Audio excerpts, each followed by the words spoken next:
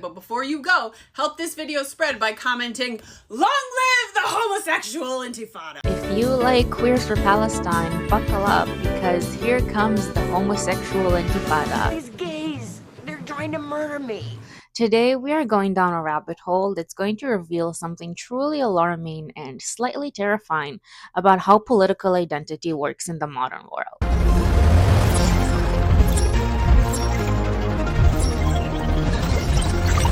Today, we are talking about the phenomenon of Queers for Palestine, where individuals and organizations seem to be aligning with certain movements that don't quite align with their own internal or their apparent values.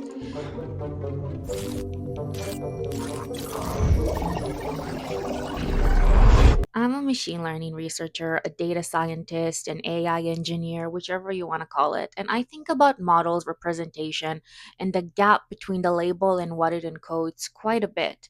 So stick with me, and I promise you that by the end of this video, you will not look at political identity the same way again. Alright, so let's get to it. But before I make any arguments, I want to lay down the facts. Let's define Queers for Palestine.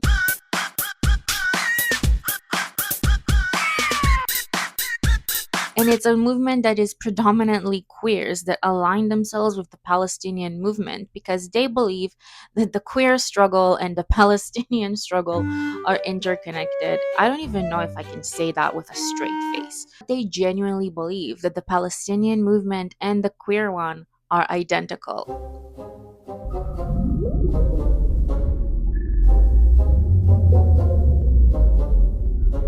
And you see it everywhere, from academia to media, from protests in New York to Paris to Berlin and every disco you get in.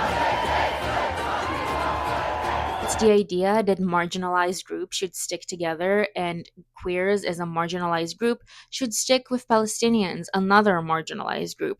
And let me be clear, because now this is where definitions and meanings are very important.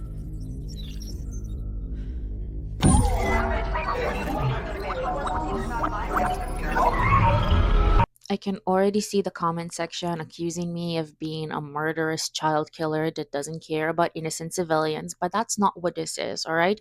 I'm sure that they genuinely believe that they're supporting a noble cause for the greater good for innocent civilians. However, is that what's happening in practice?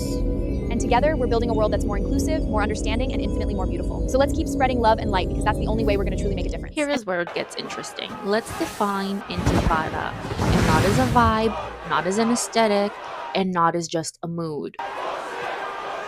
The word intifada means uprising or shaking off in Arabic, and historically, it refers to the two intifadas in Israel, which are characterized by extreme violent, I don't know if I can say that word without triggering Gen Z, you could say self-unaliving missions.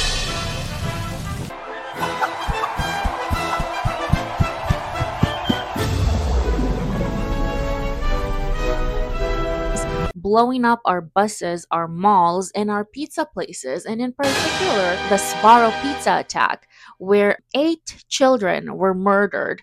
And here you can see the reaction of one of the terrorists who organized and orchestrated that attack and how proud she was. يرجون سبارو 3 أطفال قتلوا في هذه العملية أعتقد. شمونة To give you the full picture, the organizations that are most aligned with Intifada are Hamas, the Palestinian Islamic Jihad. These are all terrorist movements that are extremely violent, radical Islamist ideologies that do not tolerate queers or homosexuals.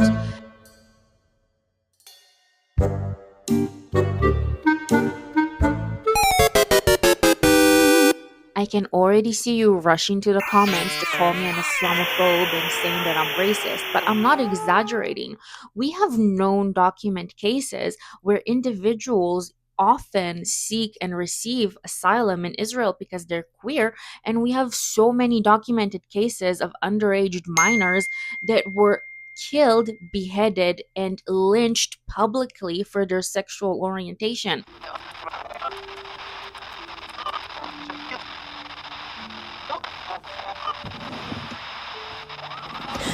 So now we have a movement that at its core will kill you, behead you, slaughter you for being queer, and we have a significant number of queers marching in solidarity with that same movement.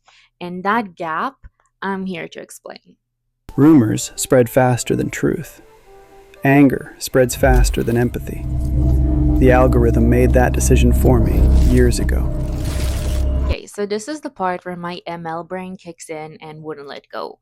In machine learning, we have labels, and a label is supposed to encode a meaning. Say that you have a label for a cat, and that label encodes an entire distribution of features, right? You have fur, you have whiskers, maybe you also like fish. Here's the problem. Sometimes you can't trust the label because whoever put it on didn't really accurately know what was underneath, or didn't really know what they were doing when they put the label, and they just chose the closest one.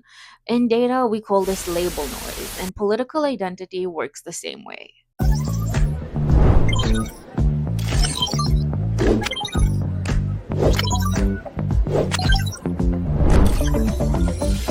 When a person identifies as pro-Palestine or pro-Intifada, they're supposedly taking on a cluster of values. They're supposedly fighting for the marginalized, solidarity movement, anti-imperialist core, and these are all the supposed values or the distribution that they believe they adopted on themselves when they took on the pro-Palestine label. However, that label also has an underlying distribution that's the ground truth, which was set by the organization or whoever coined that label at the first place. And those values are theocratic governance, suppression of women's rights, anti-homosexual law, and Islamic global jihad. Did anyone notice this? I feel like I'm taking crazy pills! That's what I mean by decoupling the label. The person who took the pro-Palestine label didn't update their weights. They mapped it to their own internal values. So now we have this completely reverse meaning where pro-Palestine in the West means one thing and Palestine in the Middle East is completely another.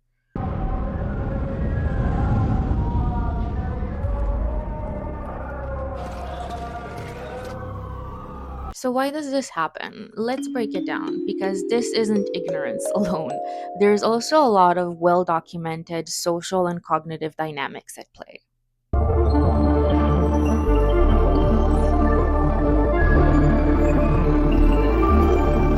So first, common enemy bonding. Psychology has shown time and time again that perceived common enemy is enough to override any other values. So if you believe that the arch enemy is Western imperialism, capitalism, and white supremacy, anyone else fighting that is automatically your friend. Doesn't matter what they'll do to you when they win, right? My enemy's enemy is my friend. Hate the clown! Boycott the golden arms! Boycott the clown! We see you, we understand. Together, we share values. Together, we resist. Second, we live in this post-colonial framing where everyone is divided into either oppressed or oppressor. And if you are the oppressed, you can do no wrong. Oppressed. Structure for Gringest. Systemic issues. Emotional labor. Trauma response. Trauma response.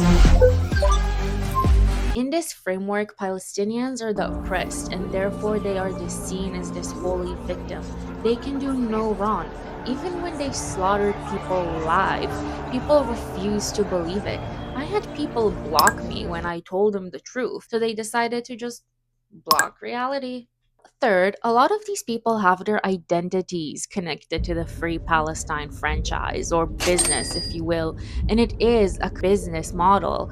And by now, if they accept that what they're supporting is literally a hate movement, then what have they been working for their whole lives? Now, fourth, and this is the most important, if you question the narrative, if you raise any questions about what is happening in Gaza to gays, to minorities, to anyone who even dares to speak to a Jew, then you are automatically shunned from the society. You are not allowed to question the narrative, which is very common in cult behavior. I want to zoom out because this is important. The phenomenon I've been describing isn't exclusive to the Israeli Palestinian conflict, and it's a fundamental feature of modern world political tribalism.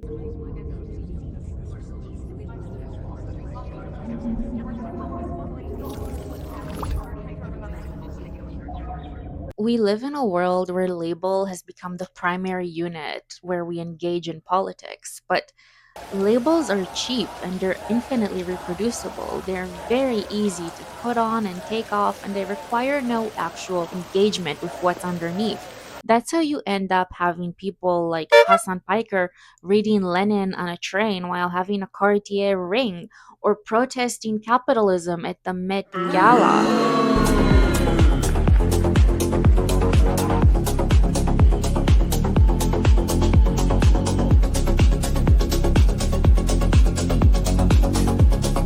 In each case, the person has adopted the label, but they haven't updated their weights.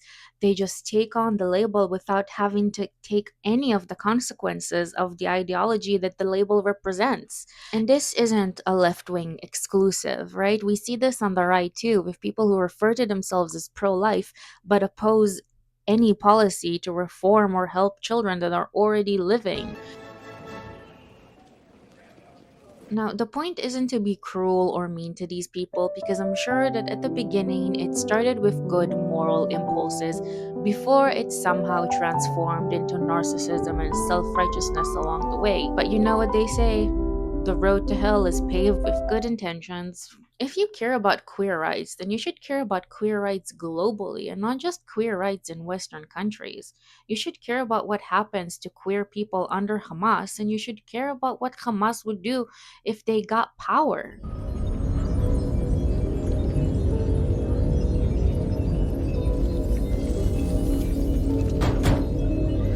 Obey the guardians of the revolution, for they are the path to salvation. Now, I'm not asking you to support any government or military one way or another. I'm only asking you to examine the gap between the label you're wearing and the ideology underneath it. Because here's the thing about labels in machine learning: if your label doesn't accurately represent what's underneath, your model doesn't learn the truth. It learns convenient fiction. And convenient fictions have a way, either in data science or in politics, to come up with catastrophic results. Thanks for watching, and if this video made you think, even if you disagree, subscribe, because that's the whole point.